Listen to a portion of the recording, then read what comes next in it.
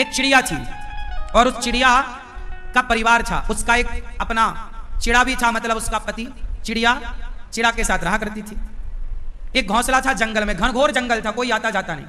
एक सुंदर सा घोंसला बनाया चिड़िया ने और अपने परिवार के साथ, अपने पति, चिड़िया, बच्चों के, उसके छोटे छोटे बच्चे घोंसले में आनंद से रहते। एक दिन ना जाने कहां से वहां एक शिकारी पहुंच गया, बहेलिया। बड़ा दुष्ट था, निर्दयी था वो बहेलिया। पूरे जंगल में वो ढूंढा, उसे कोई पक्षी ना मिला बहेलिया को। एक पेड़ की छांव में जाकर बैठा, लेकिन वो बहेलिया ना रास्ता भटक गया था। बहेलिया भी जंगल में रास्ता भटक गया और संयोग देखिए कि भटकते भटकते वो उसी पेड़ के नीचे जाकर बैठा जिस पेड़ पर चिड़िया का घोंसला था। जब वो वहां बैठा तो वो भूख भूख चिल्ला रहा था, भूख लगी है, मैं मर जाऊंगा। पर वो जंगल में सुनने वाला कौन था? उसे एक भी पक्षी ना मिला, क्योंकि वो मांसाहारी था, पक्षी मारता, पका के खाता, पर मिला ही नहीं। तो उस आदमी ने, जो बहेलिया था, जैसे तैसे उसने लकड़ियां समेटी और वहां पर आग लगाना चाहता था। अचानक पानी बरसने लगा और जब पानी बरसा तो सारी लकड़ियां हो गई गीली। अब आग ना लगे, वो ठिठुर रहा है, रास्ता भटक चुका था, ठिठुर रहा था। तो चिड़िया बैठी डाल पर अपने पति से कह रही है, सुनो देखो, ये अपने द्वारे आया है, ये अपनी छाया में है और ये ठिठुर रहा है, आग लगाने जा रहा है, लग ही नहीं रही है, सारी लकड़ियां गीली, सारी घास गीली। चिड़िया बोली, अपन अपना घोंसला इसको दे देते हैं। तो चिड़िया ने अपने बच्चों को डाल पर बिठाया और अपने घोंसले को कुतर दिया अपनी चोंच से।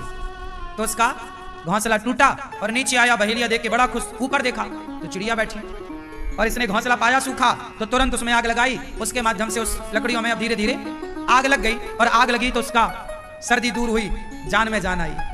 पानी बरस गया था तो पानी पीने का बंदोबस्त तो था, वो पानी पी लिया, पर भूख लगी। कोई अब दूर दूर तक पक्षी नजर नहीं आ रहा है, पर उसी पेड़ पर चिड़िया बैठी है, उसके बच्चे बैठे हैं और उसका पति है। चिड़िया बोली अपने पति से, इसे भूख लगी और ये हमारा अतिथि है और द्वार पे आया अतिथि, उसे भोजन देना हमारा, तो क्या दें? अब वो बहेलिया भी बार बार चिड़िया को देखे और वो बार बार निशाना लगाए, बार बार निशाना लगाए। उसे लगे कि कहीं चिड़िया उड़ ना जाए, पर वो चिड़िया तो खुद बैठी थी। उसने निशाना लगाया भी, धनुष उठाया, बाण चढ़ाया, उसको लगा ये चिड़िया मर जाएगी तो मेरा बंदोबस्त हो जाएगा। चिड़िया बोली कि ये मेरे द्वार पे आया अतिथि है, इसको भोजन देना चाहिए। तो उसके चिड़ा ने कहा, मतलब चिड़िया के पति ने, कि कैसे भोजन दें, हमारे पास तो कुछ है ही नहीं। चिड़िया बोली, ये मांसाहारी तो है, एक काम करती हूं स्वामी, आप बच्चों को संभालना, मैं इसका भोजन बन जाती हूं। उसका पति बच्चे तड़प गए, ना ना ना तुम मत जाओ। बच्चे बोले, अच्छा हम जाते हैं, हम इसका भोजन बनेंगे। चिड़िया बोली, नहीं, मैंने सुना है, देखिए चिड़िया है, पक्षी है, पर वो ये जानती है कि द्वार पर आया अतिथि भूखा ना जाए। तो चिड़िया बोली, आप खुश रहना। मैं चिड़िया उस जलती हुई आग में अपने से कूद गई, जल गई। वो बहेलिया बड़ा खुश हुआ, उसे लगा कि ये गिर गई और वो भूंज करके उसे खाया। जब उसकी भूख फिर भी ना मिटी तो वो छोटे छोटे बच्चे बेचारे वो भी कूद गए। जब बच्चे कूद गए तो उसका पति वो भी कूद गया। पूरा परिवार, उसकी भूख ना मिट रही थी, बच्चे भी खा लिया, भरी भी नहीं। तो उसका जो पति था चिड़िया का, उसको लगा कि मेरी पत्नी ने बलिदान दिया, इसका पेट भरने मेरे बच्चे कूद गए, फिर भी इसका पेट ना भरा, तो फिर मेरी जिम्मेदारी है कि मैं प्रयास करूं इसका पेट भरने में। तो उसका पति, चिड़िया का पति चिड़ा भी कूद गया और जब उसे खाया तो इसे डकार आई, तृप्त हुआ।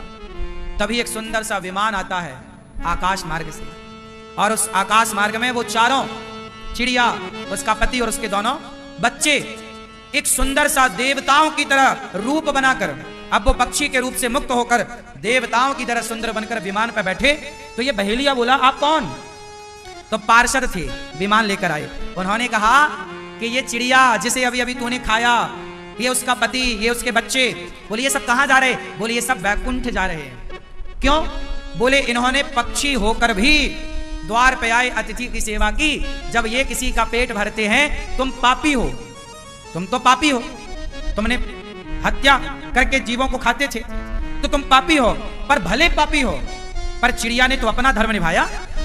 उसका धर्म है, मेरा धर्म है कि मेरे द्वार पे जो आएगा भोजन कराऊंगा। अब वो पापी है कि पुण्यात्मा ये भगवान जाने, मेरा तो धर्म है भोजन कराना। तो इन्होंने जब अतिथि का धर्म पूरा किया, गृहस्थ खा, तो देखो बिना जप तप के ये आज भगवान के धाम को दिव्य शरीर पाकर जा रहे हैं। इसका अर्थ ये पुराणों की चर्चा है। इसका मतलब ये हुआ कि आप किसी को भोजन कराते हैं तो उस भोजन कराने से वो व्यक्ति खुश हो ना हो खाकर, पर भगवान जरूर प्रसन्न होंगे उसकी तृप्ति से। इसलिए मैं बार बार एक बात दोहराता हूं कि अन्नदान सबसे श्रेष्ठ दान। अन्नदान के बारे में क्या बताएं हम आपको? यदि हाथी खाता है और हाथी को खिलाने वाला हाथी को खिलाता है, लड्डू आपने 1 किलो हाथी को दिए तो लड्डू कुछ खाएगा, हाथी कुछ गिराएगा, तो गिरे हुए कणों को जब चींटियां खाती हैं तो चींटियां खाकर तृप्त होती हैं। वह भी पुण्य हमें मिलता है कि चींटियों का पेट हम सबने भरा। इसलिए इंसानों का, पक्षियों का, पशुओं का, चींटियों का, सबका पेट भरना हम सनातनियों ने सीखा है। इसलिए हम सबके घर से पहली रोटी गाय की, आखिरी रोटी कुत्ते की, मुट्ठी भर दाना चिड़िया का, आटा चींटियों का, और द्वार पे कोई साधु संत आए तो पेट भर भोजन। यही परंपरा में हम लोग पले और बढ़े हैं।